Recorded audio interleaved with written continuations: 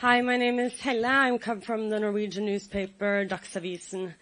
I am wondering, as we strengthen our partnership, why should we trust you? Can you promise that you will try to stop the human rights violations that goes on in your country? And also, will the Prime Minister start taking critical questions from the Indian press at some point in the future? And also, if possible, I would like you to answer straight away. Okay. Right now.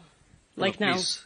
We have a question there. But I might also have follow-up questions, so it would be Please. better if you answer We right have away, question. and then I can follow up. I'm conducting the press conference. So please, do you have a question to us? Please go ahead. Yes. India is set to become the world's third largest economy within a few years. Could you introduce yourself? I'm Kenneth Solberg. I'm a journalist with Dagsavisen in Oslo. Yes. So India is set to become the world's third largest economy within a few years. And my question is, how do you plan to use the international power that usually comes with such economic strength in the coming years? And the second is, there hasn't been an Indian prime minister in Norway for 43 years. Why did Modi choose to come now? Mm-hmm. Yes. Any more questions? Okay. So let's take these questions. Yeah. We would be, thank you for the questions. Let me start with the green partnership question, the details. Partnership, yeah. Yes. As I said, the focus today for India is on renewables and a green transition. And in that, we have many partners. We have several partners. We have, if you look at it, many countries we have engaged with focusing on green transition, and we have entered into engagement with many of these countries. We would be coming out with a joint statement where we will give out the further details on this green partnership. As far as I could cover, where is the document which we have? Yeah. We have been discussing this for some time with our partner countries, and Norway is one of those countries. If you look at it, they have made significant progress in green technology at various fronts. So that is exactly what we try to connect together, the convergences, technology, innovation, and scale. So it would help both the countries together with the common objective for the good of both countries. So, but you will have more details once the details are announced in coming days. You again asked that question on IT related. As you know, India's one of the achievements in the last few decades is our progress we have made in the IT field, digital field. You go to any part of the country, you will see that India is digitally connected. That is an experience. UPI has been a great success. I think 50% of the total transactions in the world happens in India in terms of digital transactions. So this is huge. And it's a success story, a great success story. So it brings in a lot of best practices. So it has been appreciated, acknowledged and appreciated by the rest of the world. So we have today entered into a agreement with Norway to see how we can use this expertise of India along with that of Norway in third countries, which includes countries in Africa, countries, the global south. So this is, which would cover also UPI and other areas of cooperation in the digital field. So digital public infrastructure is being,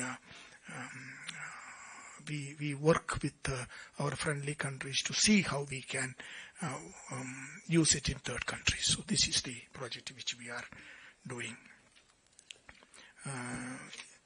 You had asked about the questions that I faced during my stay in the visits about one about the questions, and also, what was the second question you asked? Okay. See, as the secretary in charge of the visit, it is my responsibility to address the media and take questions. So I have been doing that, and I will continue to do that. As far as the differences is concerned, see, every country have their own complementarities, their own differences. Two like-minded countries which share common values, they come together, work for common good. This is what we have been doing. You will see that India has engagement as a democracy, as a country values its constitution, as a country which is the largest democracy in the world, a country which has regular elections, a country which has very effective judiciary. We are like-minded countries. But at the same time, there may be issues on which every country has differences. If there are no differences between any two countries, they can all be one country. We can have a world country. So there are different countries because there are different opinions on different issues. And that is a very healthy thing. So I'm very happy that many countries have differences. Otherwise, all the countries can be together. That is not the case. So there are issues, foreign policy. See, as India, we have a position on international relations when it comes to us. What are the two, to put it in very simple terms, how do we define India's foreign policy? I would like to put it in just 2 points. One, India's foreign policy is governed and guided by the welfare and security of the people of India. We will do everything focused on the welfare and the security of India and the people of India. Second point is we will do everything with the objective of common global good. These are the two factors which governs us. In that, and mostly that is the way most of the countries, particularly democratic countries, behave. But then, when in details, many countries have different ways of looking at different developments in the world. That differences are there. And that differences should be there. That is healthy. So I can tell that when it comes to India-Norway relations, we have excellent, healthy relationship. And we are proud of that.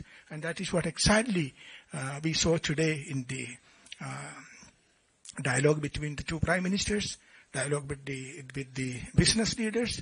So we are proud of the state of engagement which we have today with Norway, and look forward to have further engagement in coming weeks and months.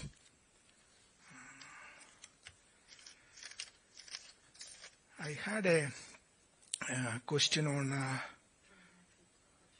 He answered. Yeah, no, that I answered. Strengthening partnership, why should we trust you? Oh, that's okay. And on the human rights situation. You ask me question, let me answer it. Okay? Let me give a background of what India is and why should the world trust India. Let us look at the few challenges that the world faced in the last few years. COVID was a big challenge the world faced. And how do you test the trust on a country? One, what is a country? A country today has 4 elements. 1, population. 2, government. 3rd, sovereignty. And 4th, territory. So that is what makes a country a country. And we are proud that we are a civilizational country of 5,000 years old. Continuous civilization. Contributed immensely to the world. You look around, you see an India connect everywhere in the world.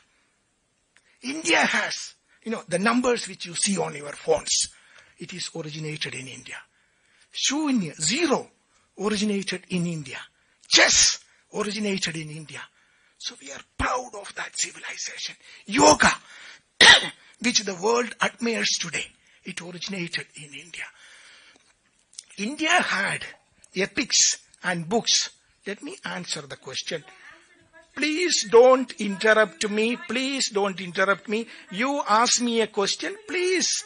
This is my press conference. You ask, why should a country trust India? Why should a country trust India? Why should a country trust India? Let me answer that question, please. So, India is a civilizational country which has something unique which it offered to the world, and it continues to offer to the world. Okay?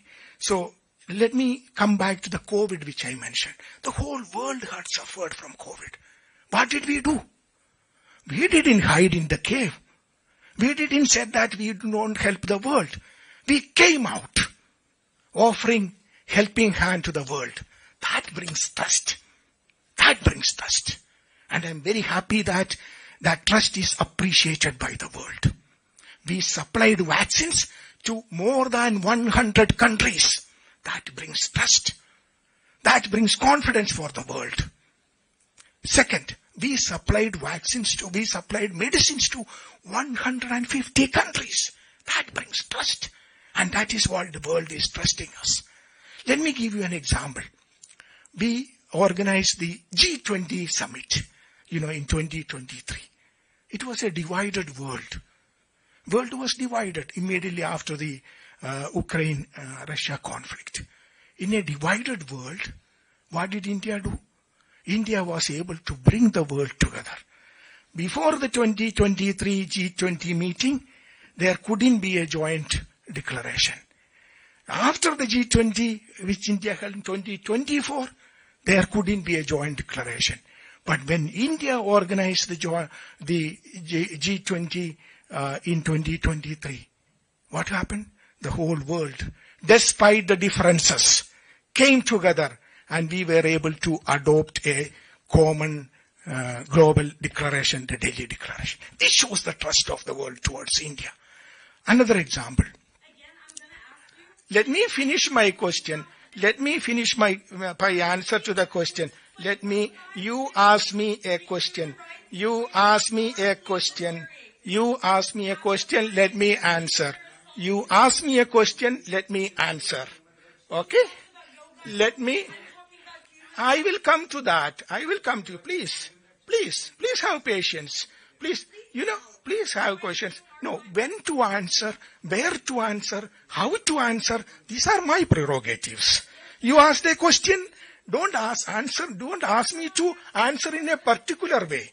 Let me answer. I will answer. Your first question was on trust on India. You know what India did when we were doing the G20? We, immediately before that, we did 3 summits. This is the Voice of Global South Summit. Why did we do that? 125 countries participated in the summit when my Honorable Prime Minister did that summit. We used that summit to understand and appreciate the challenges that the Global South faces. We were able to understand it, appreciate it, and bring those challenges and their aspirations to the main table of the G20. This is appreciated. This is what brings trust to the table. Then what did we do? First time in the history of G20, we were able to get African Union as a permanent member of G20. This brings trust to the table because we were able to get the aspirations and challenges of the entire African continent, which was ignored, brought to the main table of G20. This brings trust to the world, and that is what we enjoy. We recently organized the AI Summit, Artificial Intelligence Impact Summit. Again, the trust the world has on India was visible there. First time in the history of AI Summit, we had a summit where large number of 20 world leaders came and, participated in it. What did my Prime Minister said? We want a human-centric AI, which helps the entire humanity. That is what India is, and that is what is appreciated by the world. That brings in trust to the world. Now on the, she has left, on the issue which she asked about human rights. Let me mention this. India is a country which is based on a constitution. India is the largest democracy in the world. Last time when we had the democracy, we had the elections in India, the participation was almost 1 billion people. That is the festival of democracy happened in India. And India is a country, very few countries in the world has that, where there is a peaceful transfer of power happens, and it happens in India. So India has a constitution, which I'm sure that some of you are aware of. It was established immediately after our freedom struggle. Again, a freedom struggle led by Mahatma Gandhi. Peaceful way. Peaceful, non-violent. That is why the United Nations celebrate his birthday, October 2nd, and International Non-Violence Day. So, we have a constitution. Let me just give you a summary of what the Indian constitution guarantees today. The preamble of the constitution, as you know, we the people of India, having solemnly resolved to constitute India into a sovereign, socialist, secular, democratic republic, and give to its people what?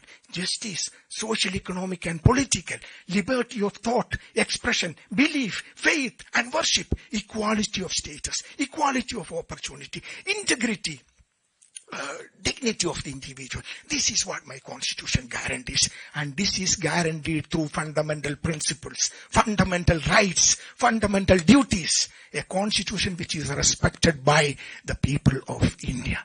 Every day when a civil service examination happens, when an examination happens based on merit, when an election happens anywhere in the country, we are celebrating the constitution. This is the beauty of India, and we are so proud of that. So every human being in India has a fundamental right. A right to go to the court if his right is infringed upon. This is the beauty of India, which we are very proud of. We hear a lot of people asking questions about why this, why that. But let me tell you this.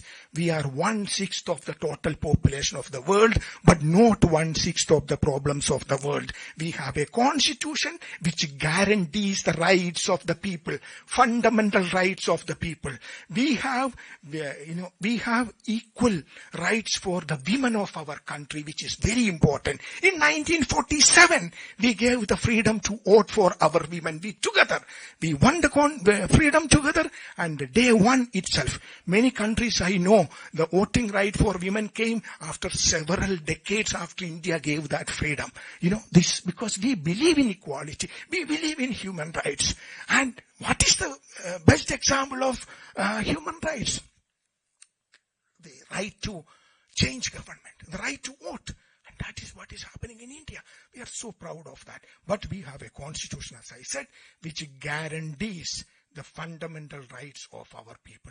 If anyone whose rights are violated, they have the right to go to court. Some of you are from Indian media. You know how many stories appear.